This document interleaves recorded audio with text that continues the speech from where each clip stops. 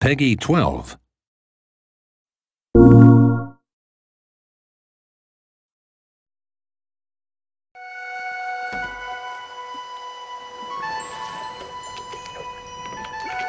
Whoa!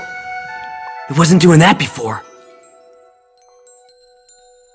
There's a real visceral sense of being immersed in the game when you're holding something physical in your hand and you do it.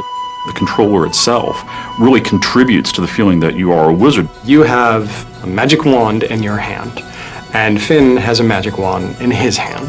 It's the best one-to-one connection with a character that I've ever felt.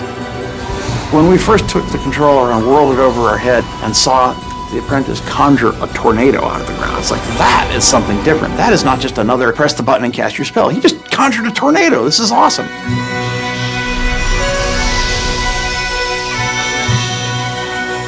Sorcery High Concept started out as a very iconic demand.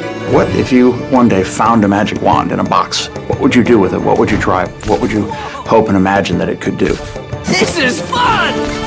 Sorcery was designed from the ground up to be a move title. With a lot of games, you start sort of retrofitting, saying, oh, we're going to take an existing game that has a DualShock control scheme, and then try to figure out how to work the move into that. But with Sorcery, from the very beginning, we built everything around making the move an essential central part of gameplay.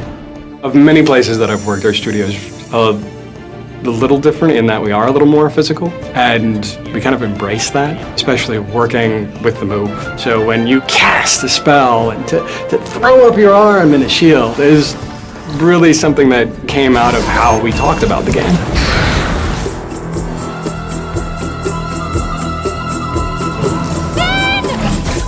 A lot of the motion control games that you see, sort of like it's detecting that you're doing something, but it's not precise. What really excites me when I play Sorcery is the degree of control you have. So if I'm using it to cast arcane bolts at somebody, it actually matters where I'm pointing the controller at the screen. But we could also let the player put English on it. So for example, if you cast like this or cast like that, that actually hooks the bolts around and arcs them in interesting ways. So it becomes a very technical, a very skill-based gameplay experience. Fighting is active.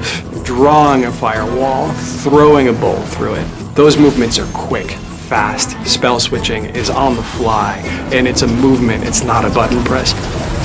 As you get deeper into Sorcery, you learn more spells. You gain a command over the elements: ice, fire, wind, electricity. Then we found that combining them was cool. Cast your whirlwind through fire, the fire is sucked up off the ground and your whirlwind becomes a fire tornado. Cast your bolts into a fire-nado and fire bolts are multiplied and spread throughout the arena. Every spell in Sorcery can be combined with the other spells to produce a deep combo system that lets you just attack your enemies in a wide variety of ways to maximum advantage. A troll! That thing is huge! This way, come on! The boss fights in our game is where the player has to really put his mind to work. You have to be aware of your environment, you have to be aware of your arsenal. Everything that we put into a boss fight is indispensable in taking out the boss. Hey, you! Sorcerer!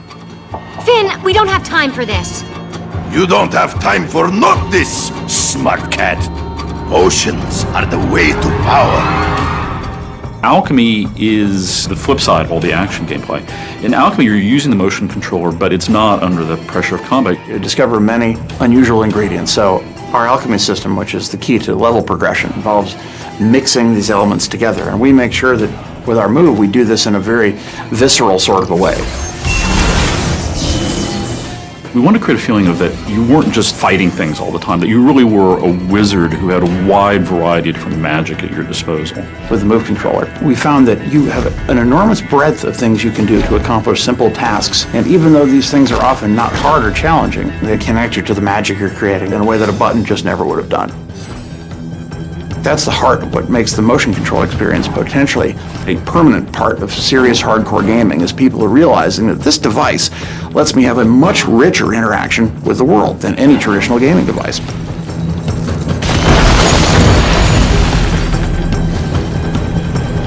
I feel that we've given people a really solid, playable game experience that uses the move like it's meant to be used as a serious game and control device, to reach down and pick it up and to be that apprentice who was reaching out and grabbing the wand, the Master's wand for the first time, and feeling the power of it surge through him just as you realize the power that you yourself are experiencing as a player.